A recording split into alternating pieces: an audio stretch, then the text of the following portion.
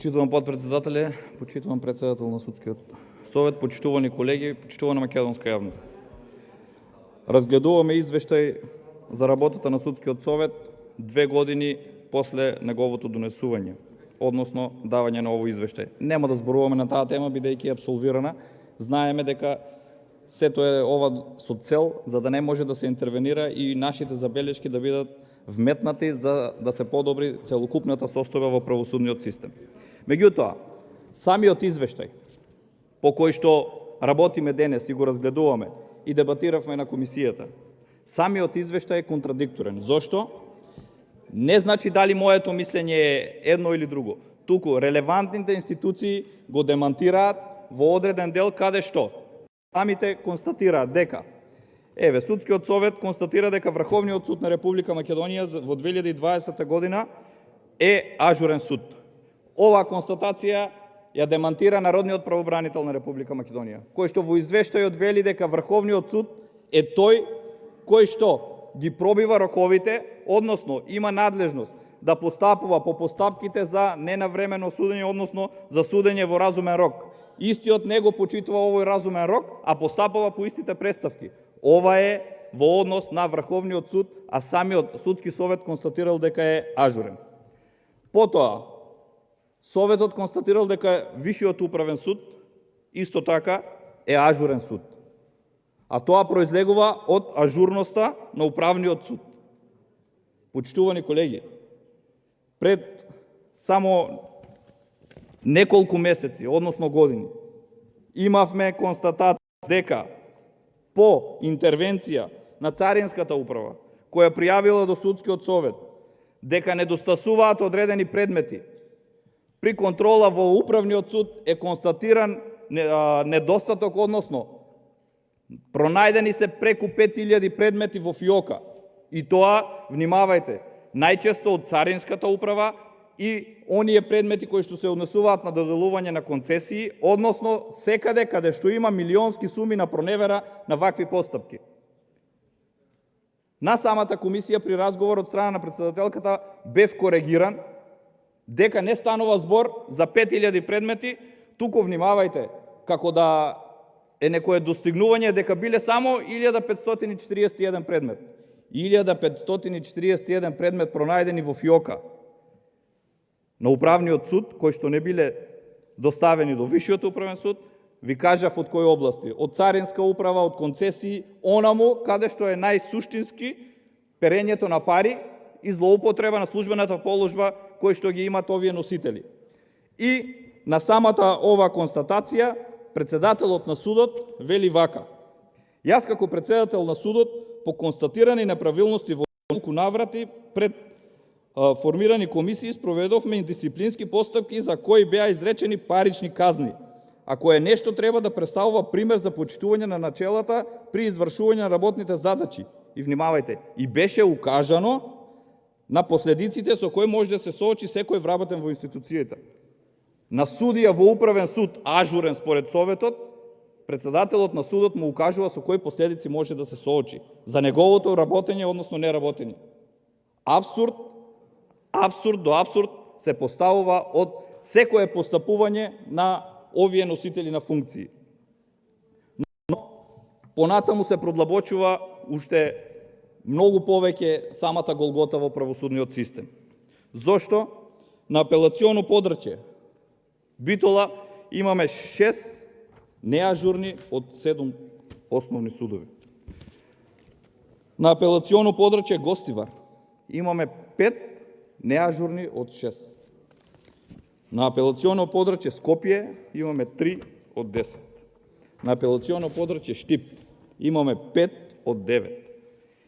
И конечна констатација дека 15 судови се сметаат за неажурни и оние дополнително кои што ги наведов претходно, а каде ги сметаат за ажурни, ви ги образложив состојбите во кои се наоѓаат, можеме да констатираме дека повеќе од 60 до 70% од судовите ни се неажурни и истите ги затајуваат предметите, односно се под директна на извршната власт, а тоа е она кое што го зборуваме секогаш.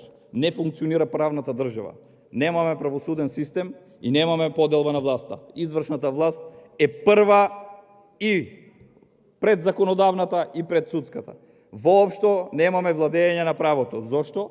Ова ќе ви го елаборирам со два примери, за кои што ќе побарам од председателката да даде конкретно дали нешто е постапено по истите. Имено, сите сме сведоци во однос на мешањето на извршната во судската власт.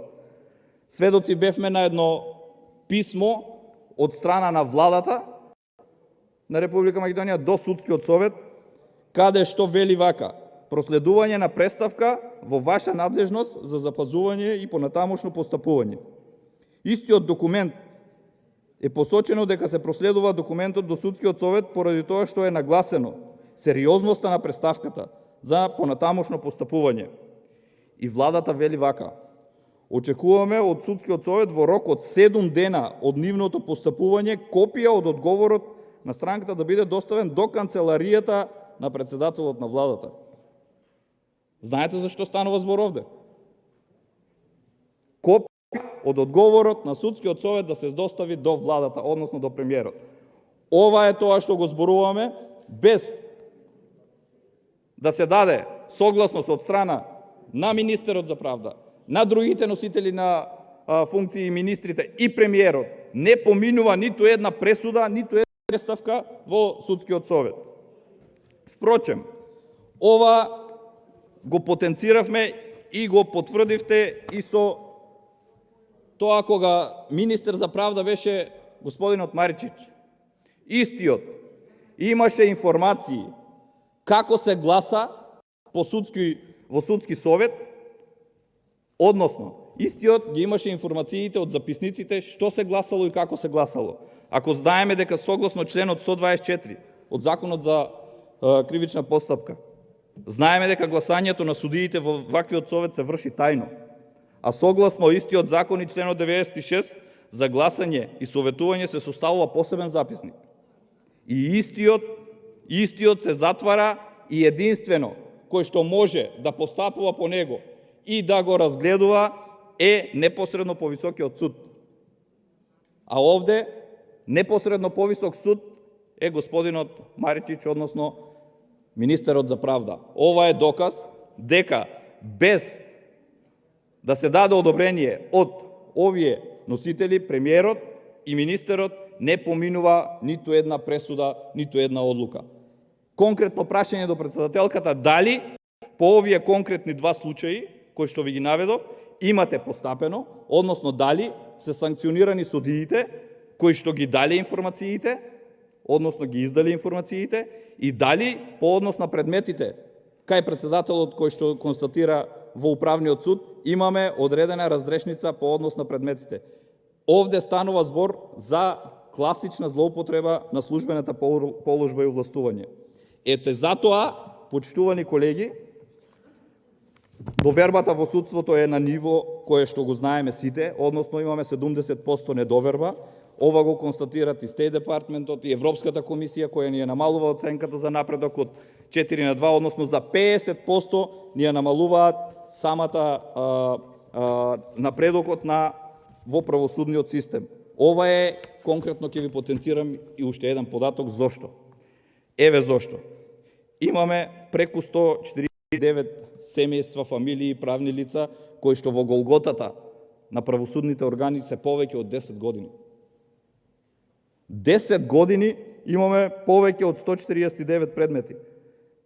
Повеќе од 7 години имаме 301 предмет. Повеќе од 3 години во постапки пред судовите имаме 4612 предмети. Ова се податоци од самиот извештај. Ова е тоа што ја отсликува сликата, бидејќи имаме нефункционално судство, имаме нефункционален правен систем, имаме извршна власт која има ставено рака на секоја пресуда, на секоја назначување и на секоја постапка пред самиот судски совет, бидејќи како што јавното обвинителство е правна служба на Министерството за внатрешни работи, судството е служба на власта, односно на владата, за заткривање на нивните криминали, за за откривање, застарување на нивните криминали, меѓутоа допрва доаѓаат ситуациите кога ќе треба да се разобличат сите вакви постапки и за тоа конкретно да сносат одговорност сите чинители кои што биле вклучени во тоа. Ви благодарам.